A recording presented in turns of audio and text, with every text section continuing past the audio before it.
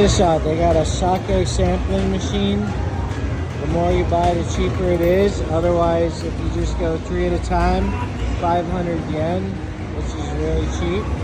Then you get a shot of each sake. They tell you where they're from and the rating of the dryness, the flavor, the aroma. Really cool. We found some good ones and we found some bad ones.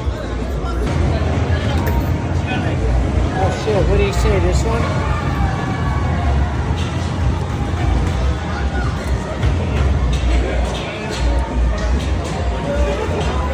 Come by.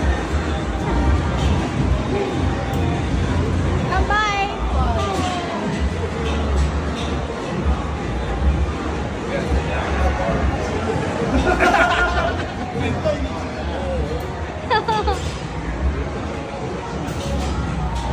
So which one are the best?